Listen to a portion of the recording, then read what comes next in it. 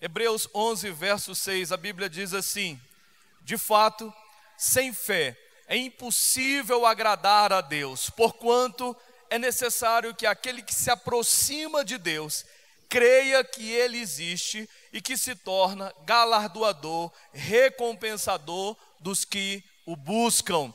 Feche os seus olhos. Pai, hoje nós te pedimos que a Tua palavra venha de encontro às nossas necessidades, que o Teu Espírito nos ensine, nos revele a essência da fé hoje, como exercer, como praticar essa palavra, pois nós queremos te agradar, conforme o texto que nós lemos hoje à noite. Tua palavra declara que sem fé é impossível agradá-lo. Por isso nós pedimos que a palavra de Deus traga refrigério, traga força, traga ânimo a cada pessoa que está nessa manhã, pois nós queremos te agradar, nós queremos cumprir cabalmente aquilo que o Senhor determina na sua palavra, e nós nos colocamos à mercê do Teu Espírito, para que Ele nos guie a toda a verdade, nos mostre como, Pai, executar, praticar a fé, e assim agradá-lo em tudo, pois nós sabemos que o Senhor é bom e a sua misericórdia dura para sempre. Venha o teu reino sobre as nossas vidas na manhã de hoje e cumpra os teus propósitos em cada um que está neste lugar. Nós oramos certos de que o Senhor sempre nos ouve, conforme a oração que Jesus fez quando foi ressuscitar a Lázaro. O Senhor sempre nos ouve, é o que nós oramos agradecidos em nome do Senhor Jesus. Todo o povo de Deus diga amém. Hoje eu quero falar sobre o privilégio de crer em Deus. Essa dádiva, essa benevolência de Deus, que é acreditar em tudo que a Bíblia declara ser verdade. É uma alegria, uma satisfação muito grande poder acreditar em Deus, porque eu conheço pessoas, irmãos, que não acreditam em Deus, em nada. Acham que Deus é mais um Deus, acham que essa história de Bíblia é uma coisa furada, inconsistente, inexistente. Também conheço um grupo de pessoas que acreditam parcialmente em Deus. Em determinadas coisas Deus existe, em determinadas coisas Deus não existe. Porém, para mim e para você, que cremos no Senhor como absoluto, na sua totalidade, para nós é um privilégio acreditar em Deus. Amém, irmãos? É uma satisfação muito grande poder praticar esse texto que eu li hoje de manhã, que nós lemos agora. De fato, sem fé é impossível agradar a Deus, pois aqueles que se aproximam dele terão que acreditar, terão que crer, se convencer que Deus existe, que não é história de pregador, de pastor, de igreja, de vô, de vó, de amigo. Nós precisamos acreditar, Deus existe e se torna recompensador daqueles que o buscam. Pastor, existe uma série de coisas que contrariam a existência de Deus. Você nunca viu na Bíblia nenhum texto que tenta provar a existência de Deus, que Deus se preocupa em provar a sua existência. Mas a Bíblia que nós lemos hoje está dizendo: se eu e você queremos agradar a Deus, nós temos que acreditar que Ele existe, que Ele está aqui em mim, que Ele está aqui em você, que Ele está aqui no nosso meio. Você tem que acreditar que o fato de você vir uma vez por semana à casa de Deus não é só uma tradição. Você vem com objetivos, com propósitos específicos. Eu sei que Deus sempre me escuta. Eu sei que Deus existe e não é mais um ritual semanal que vai me levar à casa de Deus. Mas eu sei que Deus existe. Eu estou convencido que Deus é real, que Deus está vivo, que Jesus ressuscitou ao terceiro dia e está sentado à destra de Deus. Isso faz toda a diferença na vida de um cristão. Acreditar que Deus existe, que Deus ouve orações, que Deus responde orações, que Deus está em mim, que Deus está em você. Quando a Bíblia escreve Emanuel, Deus conosco, de fato é real. Porque, irmãos, há pessoas que simplesmente se acostumaram com a tradição do Evangelho. É domingo, veja, não mais do que isso, mas é um privilégio acreditar que Deus existe e está interessado em abençoar. Pessoas que têm uma relação de compra, de aquisição com Deus. Quando eu preciso, eu vou até Ele, porque Ele pode me dar. Irmão, a relação com Deus vai além dessa questão de pedir e receber.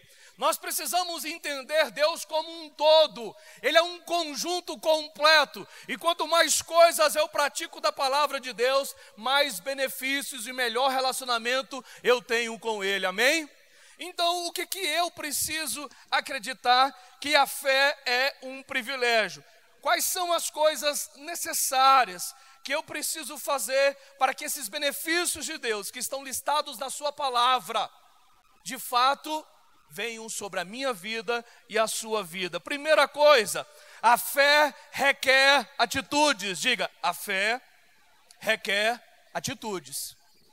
É improvável alguém acreditar em Deus e não tomar uma atitude em relação ao objeto daquilo que ele acredita. Porque o apóstolo Tiago diz, irmãos, que a fé sem obras, sem ação, sem atitude, ela é morta, ela é inoperante, insuficiente. Ou seja, nós precisamos não apenas dizer eu acredito, mas eu preciso praticar em cima daquilo que eu disse, acreditar. Se você não pratica aquilo que você diz acreditar, a Bíblia diz que a nossa fé, nesse sentido, ela é inoperante, morta. E nós temos alguns exemplos bíblicos aqui de pessoas que disseram acreditar em Jesus e por acreditarem nele tomaram atitudes práticas em relação àquilo que disseram acreditar. Exemplo, a mulher do fluxo de sangue, ela ouviu dizer que Jesus curava, porque ela tinha um problema de 12 anos sem cura, sem solução. Havia um fluxo contínuo naquela mulher há 12 anos. Mulheres, pensem comigo o tanto que isso deve ser ruim. Uma mulher cujo fluxo de sangue não para nunca, durante 12 anos, tendo gastado tudo quanto ela possuía. Mas ela ouviu dizer que Jesus estava ali, que Jesus curava, que Jesus libertava, mas ela continuava com o mal.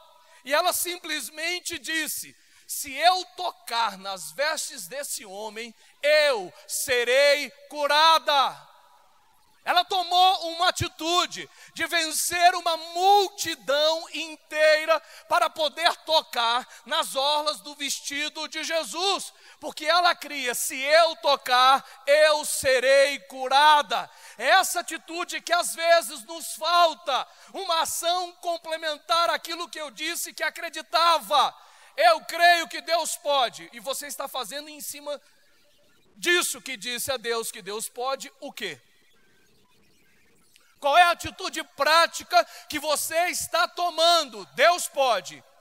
Qual é a parcela que você está desenvolvendo nessa situação que você diz que Deus, de fato, pode todas as coisas?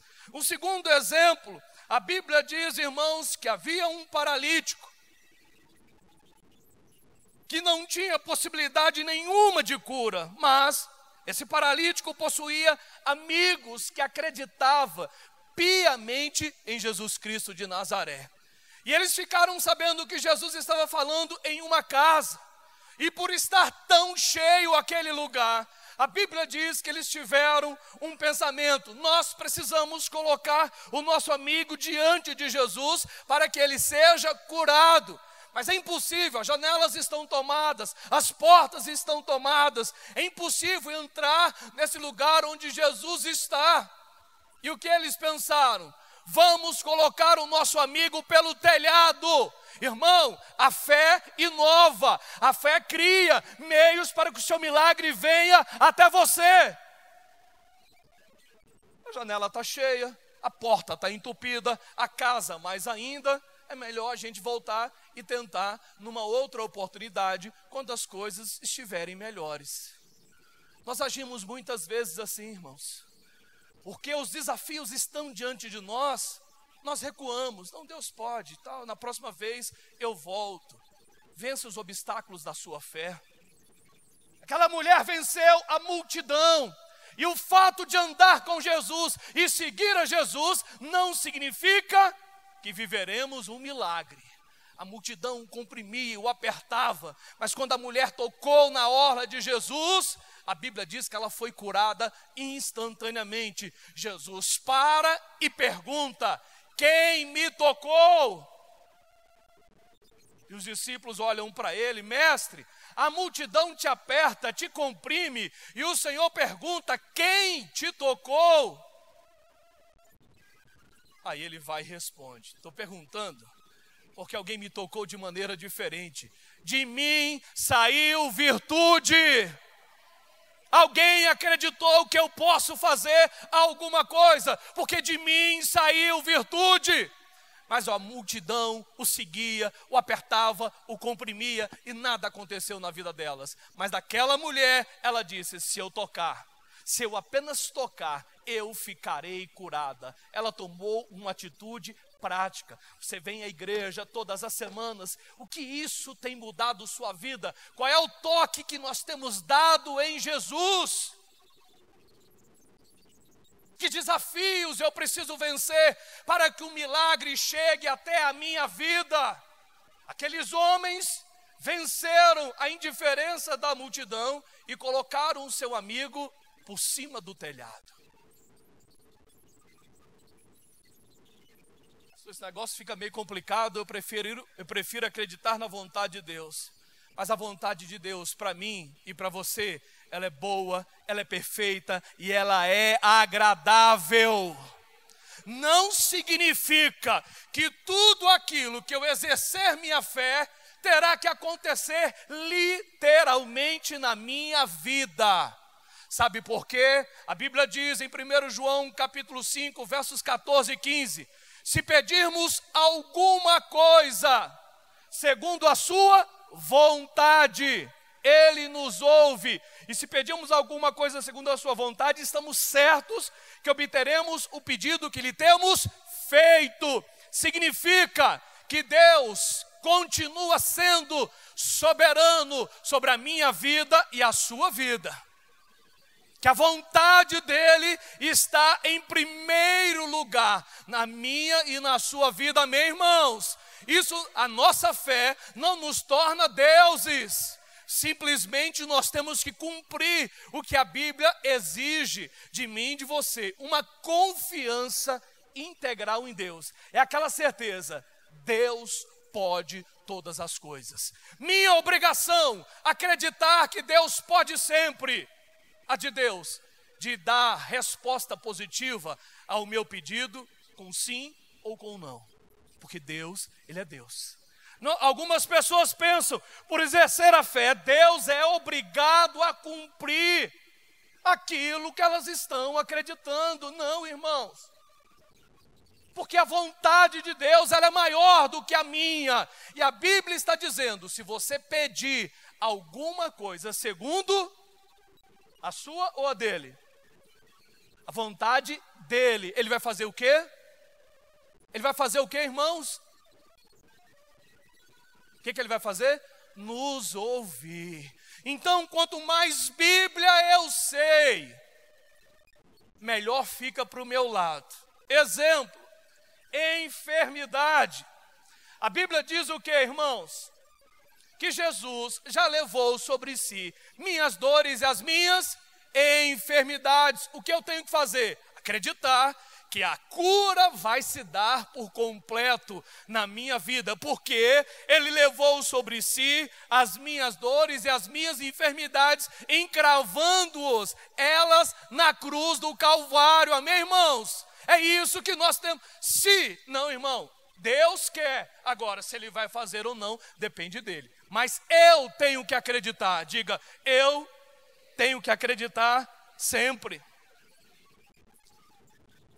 Abraão foi um homem tremendo de fé e tem estimulado a nossa fé desde então. Irmão, quantas pessoas de fato acreditariam no que Abraão acreditou quando o Senhor chega para ele e diz: Abraão, sai da tua terra, da tua parentela e vai para um lugar que eu te mostrarei. Um lugar que você não conhece, que você não viu ainda. Esse homem sai, obedece a Deus, porque acreditava nele e vai para um lugar que ele sequer conhecia. Depois dessa situação, Deus chega para ele, depois de ter dado o filho a ele, ele diz: pega o teu único filho e vai para um lugar que eu vou te mostrar. Quando chega naquele lugar, naquele monte, o Senhor diz: Abraão, agora pega um cutelo, um machado ou uma faca e sacrifica o teu único filho. Sacrifica. Significa, irmão, que a minha fé vai chegar um dia que eu vou ter que provar se eu acredito ou não. Abraão disse o quê? Eu vou fazer, mas eu creio que o Senhor pode ressuscitá-los da cinza. Eu acredito, o Senhor vai levantar da cinza. Mas eu vou sacrificar, porque o Senhor está me pedindo. Quando ele levanta o cutelo, a Bíblia diz o quê? Que o Senhor viu a obediência de Abraão e fala com ele e diz o quê? Abraão, agora eu sei que tu me amas. Enquanto falava com Abraão, havia o que escondido? Um cordeiro preparado para o sacrifício. E naquele dia, Abraão descobriu que um dos nomes de Deus também era: o Senhor proverá. Jeová Jireh. O Senhor proverá. Deus sempre provê os meios para que o milagre dele aconteça na minha e na sua vida. Mas a minha fé, ela vai exigir de mim e de você atitudes práticas, coerentes. Ah, pastor, mas a Bíblia diz: a fé vem pelo ouvir e ouvir a palavra de Deus. Parece simples ou até simplório, mas vai além disso, apenas de ouvir, de colocar um DVD, um CD, um cassete e ficar ouvindo. Quando a Bíblia associa ouvir, ela está dizendo: é necessário praticar isso que você acabou de ouvir para que essa palavra se torne viva e real na sua vida. É mais do que ouvir, é dar obediência a elas. E aí, de fato, a fé será aplicada à sua vida. Quantas pessoas, irmãos, nós vemos no nosso meio que não consegue acreditar de maneira prática no nosso Deus. Será? Alguns anos atrás, nós tínhamos umas manifestações diferentes de Deus. Exemplo, pessoas recebiam dentes de ouro. Oravam por isso e recebiam dentes de ouro. E as pessoas ficavam preocupadas: pastor, isso é do diabo ou é de Deus? Eu falei: irmão, eu vou pelo lado prático. O diabo dá dente de ouro? Ele troca a sua restauração? Ele é capaz de colocar 1 grama, 2 gramas de ouro na sua boca? Eu não acredito tanto nisso. Ele pode dar cárie, pode fazer um monte de coisa, mas dar dente de ouro? Trocar uma coisa ruim numa coisa boa? Eu falei: irmão, qual é o problema em acreditar que isso pode ter vindo de Deus? Mas pastor, para quê? Irmão, eu aprendi uma coisa: Deus gosta de se mostrar. Deus gosta. Qual é o problema de você acreditar que hoje você pode sair daqui no lugar da chapa com dente de ouro. No lugar do bloco, daquele de platina, daquele antigo que eu ainda tenho na minha boca até hoje, e Deus trocar por uma coisa de ouro, diferente. Pastor, qual é o propósito? Irmão, Deus não pode. Deus não abriu o mar vermelho. Deus não fez chover o quê? Deus fez chover carne, pássaros, para o povo comer. E ele disse, olha, não precisa estocar, porque eu vou vir sobre vocês de manhã e no final do dia. Não estoquem, acreditem que eu sou o Deus da provisão, de manhã e de noite. Você acredita que você serve o Deus da provisão? Um Deus que serve de manhã e um Deus que serve no final do dia, aquilo que você precisa. Deus disse, não estoquem, não precisa guardar, porque eu vou vir de manhã e no final da tarde com a sua provisão. Qual é o problema de você acreditar que Deus supre todas as nossas necessidades? Não falou algumas. Deus disse o quê? Ele supre o quê? Todas, digam todas. Qual é a sua necessidade latente hoje? Será que Deus pode? Você tem dúvida? Aquele que criou todas as coisas, aquele que formou tudo, não é poderoso para suprir sua necessidade? Deus pode todas as coisas. Ou nós mudamos a forma como vemos o Senhor, ou nós não viveremos os milagres que Deus deseja operar nas nossas vidas. Porque na época de Jesus, Ele curava, Ele libertava, Ele restaurava, e mesmo assim, nem todo mundo acreditava nele. E por não acreditar, a Bíblia diz que Ele ficou impedido de agir, porque as pessoas não acreditavam nele. Irmão, presta atenção, evangelho não é força do pensamento positivo, como algumas pessoas estão dizendo, não é livro de autoajuda, vai dar certo, vai vir, a porta vai se abrir, vai se abrir. Que conversa, irmão. A Bíblia diz que nós servimos um Deus que abre portas, um Deus que fecha portas.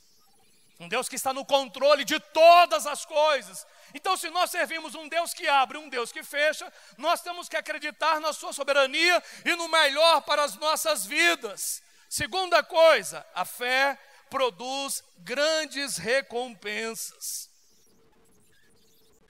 A Bíblia diz que certa vez um cego ousou acreditar em Jesus, também no meio de uma multidão.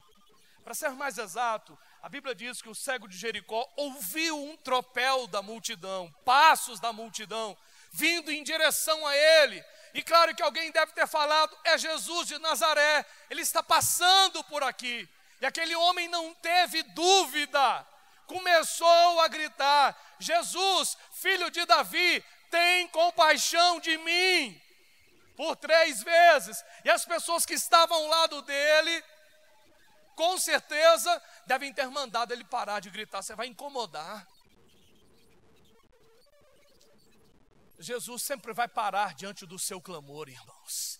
A Bíblia diz, clamou o aflito, o Senhor o ouviu e o livrou de todas o quê? As suas tribulações.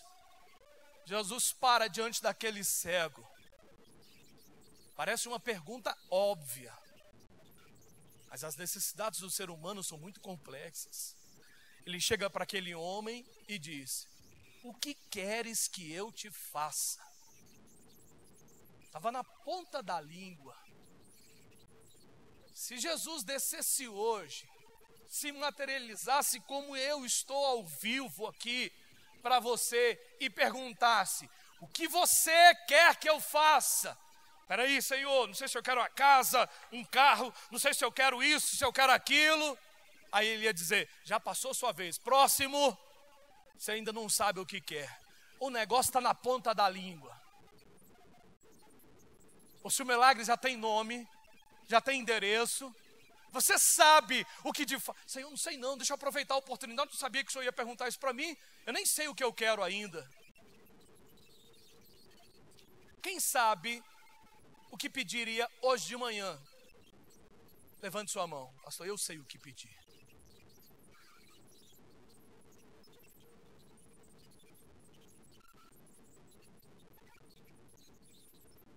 Pediria o que, JB? Sabedoria, esperto, seguindo o exemplo de Salomão. Porque Salomão pediu sabedoria, ele teve o que depois? Toda a riqueza necessária. A senhora pediria o que, irmã Marisa? Salvação do esposo. Pediria o que, Andréa? Sabedoria.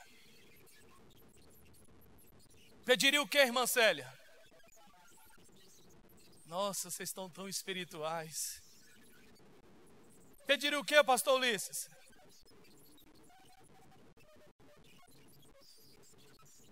Pediria o que, Herbert? Salvação. Pastor Marco pediria a cura dele. Pediria o que, irmão? Suas férias para novembro? Isso aí tá fácil, irmão, tá concedido. Seja conforme a tua fé. Cristóvão pediria o quê? Um apartamento novo, glória a Deus. Está ficando humano os pedidos. Pediria o quê, Edu? Salvação do seu pai. Eu pediria, irmão, Senhor, eu quero ser o homem mais rico do mundo e eu vou fazer toda a obra que o Senhor quiser. Vou levantar pastores, vou construir igreja. Quem estiver perto de mim vai se dar bem. Meu pedido é um pouco mais amplo. Pediria, ele não mandou, o que queres que eu te faça? O cego disse, eu quero ver. O que Jesus disse? Irmão, você já pensou nessa situação de querer ver e tudo? Você já argumentou? Não. O que ele disse? O que ele disse? Então veja, meu filho. É isso que você quer? Receba, seja curado da sua cegueira, volte a ver. Olha o tanto que é simples. Então, veja.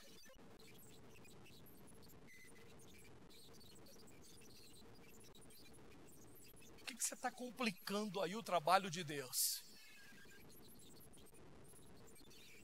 Irmão, eu acredito que eu ainda serei um milionário. Eu acredito, você pode até ridicularizar, mas é o meu pedido, o seu você já fez, esse é o meu. Você está esquecendo do seu, está se metendo no meu. Cada um teve a oportunidade de pedir o que quiser. Pastor, podia pedir? Podia, irmão. Você não pediu? Cristóvão ainda pediu um apartamento, o outro ainda foi mais educado, pediu as férias de novembro. A Bíblia diz, se creres, verás a glória de Deus. Você crê? Eu creio, então nós veremos a glória de Deus. Mas eu disse que a fé produz grandes recompensas. A Bíblia diz que Ana subia ao templo, à casa do Senhor, uma vez por ano. Uma vez por ano, pedindo um filho. Nunca deixou de subir porque era estéril. Ei, irmão, presta atenção, porque Deus não concedeu o seu pedido ainda. Não se revolte contra Ele. Deus não me deu, também não vou mais. Também não dou mais. Também não ajudo mais. Cuidado, irmão. Você está vivo e por estar vivo, qualquer hora, dia menos dia, o seu milagre vai se manifestar diante de você. Ana nunca deixou de ir à casa de Deus porque ainda não tinha engravidado. Olha a recompensa. Depois de anos subindo à casa de Deus, teve um dia que Deus olhou para ela e atendeu o seu clamor. Ela não teve apenas um filho, ela teve 7 filhos. E o primeiro, ela devolveu a Deus para ser sacerdote na casa de Deus. Porque chegou o dia de Ana, irmão. Eu quero profetizar, vai chegar o dia do seu milagre também. Por isso você tem que ser constante e perseverante no caminho de Deus. Vai chegar a sua hora. Ana foi recompensada com filhos, porque nunca deixou de acreditar que Deus podia todas as coisas. A Bíblia fala do paralítico que venceu a altura da casa, que entrou por um telhado. E naquele dia, ele foi completamente curado. Deus contemplou a fé desse homem. Deus contemplou a fé daquela mulher do fluxo de sangue. Ela não voltou para casa da mesma maneira. O problema é que nós nos contentamos. Não está bom, se mais ou menos está bom, irmão, você serve a Deus, não aos homens. Então você tem que acreditar que a sua fé vai produzir resultados benéficos à sua vida. Se eu acreditar, eu vou viver o milagre de Deus. Eu vou ver. Irmão, a fé abre portas para mim e para você em coisas que nós não vivemos ainda. O impossível pertence a Deus. Você só precisa acreditar nele. Você já se perguntou, por que eu não estou vivendo dias melhores, coisas melhores? Será que Deus deixou de ser Deus? Ou eu não tenho acreditado em tudo aquilo que Ele é e pode fazer por mim? Porque evangelho, irmão, pressupõe certeza e convicção. O melhor de Deus vai vir sobre a minha vida. Nós somos chamados de crentes, porque acreditamos em Deus. Aí a minha pergunta sempre é, eu acredito ou eu me acostumei? Você se acostumou com o evangelho, com essa comunidade, com louvor, ou você sempre vem certo de que o seu pedido será aceito pelo Senhor? Vai acontecer um milagre na minha vida hoje. Hoje. Não é porque é domingo, não. É porque eu estou vivo hoje. E hoje Deus vai operar o seu milagre na minha vida. O que você precisa de Deus? Deus não é apenas aquele que oferece leis para que os seus filhos cumpram. Deus é aquele que satisfaz também, irmãos, alguns desejos do meu e do seu coração, porque Ele é Deus. Não só em coisas espirituais aqui, como alguns relataram, mas talvez seja o mais gritante da sua alma, a salvação, a cura, isso e aquilo. Mas Deus pode, Deus é Deus dessas coisas e de outras coisas, Ele é Deus. Hoje de manhã, eu quero desafiar você a acreditar num Deus que pode todas as coisas. Não só de coisas espirituais, de todas. Um Deus que reconcilia um amigo com outro, um Deus que cura, um Deus que sara, um Deus que contempla as necessidades do nosso filho. Porque Ele é Deus. Um Deus que é capaz de trazer uma pessoa simplesmente para atender o seu pedido. Cansei de viver isso, irmão. E vou cansar de viver isso o resto da minha vida. Eu sei que o meu Deus pode todas as coisas. Estou convencido disso. Isso para mim também é evangelho. Acreditar que Deus é Deus em toda e qualquer situação da minha vida. Deus se importa comigo como um todo, não apenas com o espírito, mas com minha alma e com o meu corpo. Deus se importa.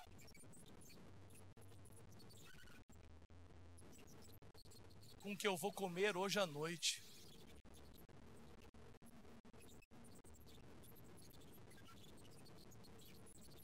A forma como eu vou dormir.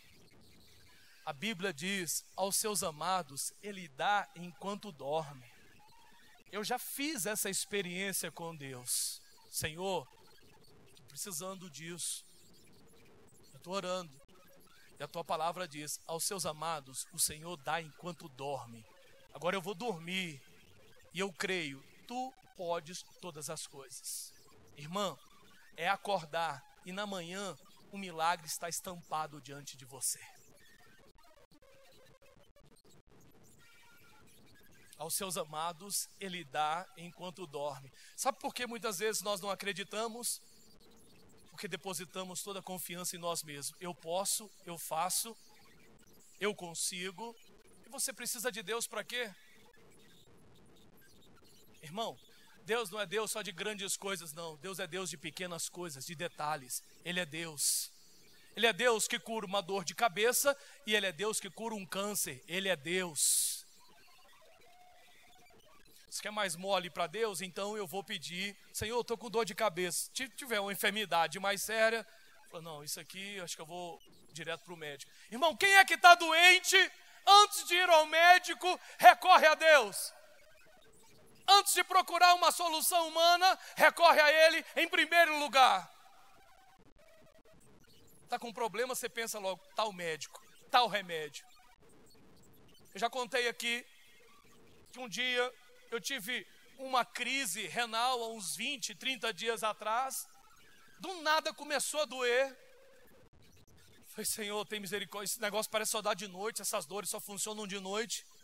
E a coisa foi agravando, agravando. Daqui a pouco eu não conseguia mais me mexer. Eu falei com minha esposa, estou suportando de dor. Eu falei, Senhor, tem misericórdia de mim. Não quero passar a noite no hospital. Não sei nem o que é. Eu acho que é uma crise renal, porque eu estou sentindo um negocinho desse lado aqui. Eu acho que é.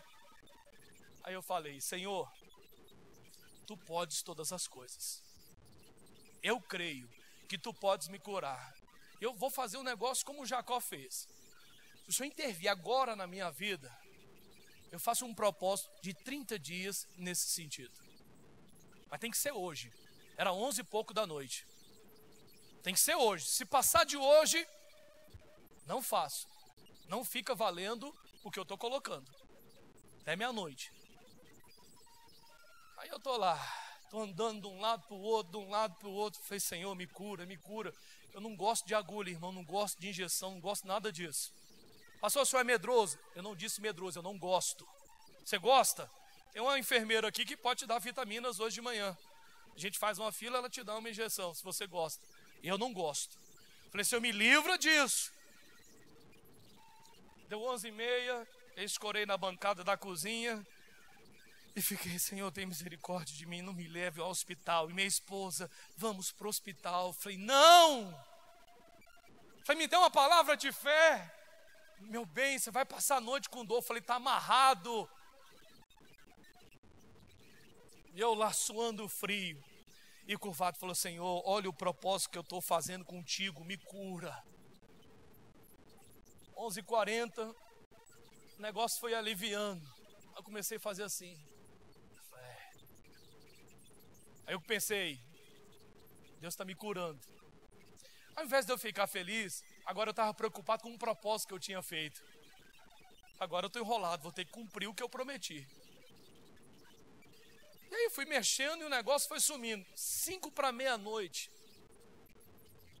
Estava sentindo mais nada. Zero. Ao invés de eu me alegrar, eu pensei, estou enrolado. Agora eu vou ter que cumprir o meu propósito. Irmão, está findando. Daqui 5 ou 8 dias, vou ter que olhar no meu calendário.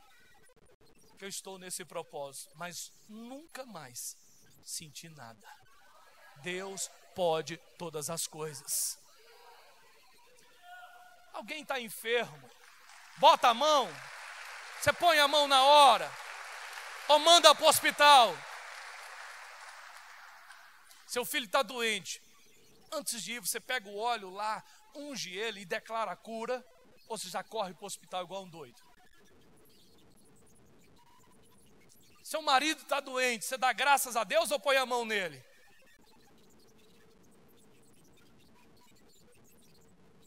Porque tem irmã, ô irmã, não ore mais assim não. Senhor, leva ele para o leito para ele aprender.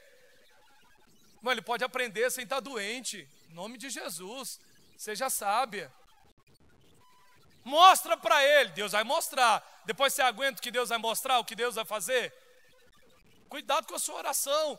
A oração do justo pode muito em seus efeitos. O filho está doente, antes de qualquer coisa, irmão, exerça a sua fé. Meu filho, eu vou orar por você aqui e você vai ser curado. Meu filho hoje está estudando nos Estados Unidos e quando eu cheguei, nós chegamos para levar as coisas dele com Natália e tudo. E eu perguntei a um pastor que estuda onde ele está estudando. Falei, pastor, como é que é o sistema aqui de saúde? Como é que funcionam as coisas aqui nessa área da saúde? Ele falou, pastor, seguinte, ore para não ter problema. Eu falei, não estou entendendo. Aqui a gente não pode ter problema, porque tudo é muito caro. Uma entrada num hospital é 3 a 5 mil dólares. Então, como nós não temos recurso, nós oramos para não ter nada. Minha nora foi picada por um bicho, não sabe se foi aranha, se foi um mosquito. E o negócio foi aumentando, crescendo e foi tornando uma ferida. Um dia eles ligaram para nós 1h da manhã para mostrar o tamanho da ferida. A gente ficou preocupado. A hora que ela mostrou pelo Skype, falou, minha sogra, olha o tamanho da ferida. Já foram ao médico? Falou, não, nós não fomos porque é muito caro, nós estamos orando. Aí na hora, a pastora ficou de pé de madrugada, aí começou a falar línguas, começou a bater o pé. Eu declaro, está curada em nome de Jesus, vai secar, essa ferida vai retroceder, você vai ficar curada, você está boa em nome de Jesus. 2 dias depois, ela mostrou novamente. Pastora, minha sogra, olha aqui a ferida, quase totalmente seca. Porque resolveu exercer a fé. Não tem dinheiro? Irmão, tem que contar com Deus. A saúde lá, de fato, é o Senhor. Eu falei, estão aprendendo desde cedo a exercer a fé e a confiança. Deus quer que você saia daqui hoje convencido. Ele pode todas as coisas na sua vida.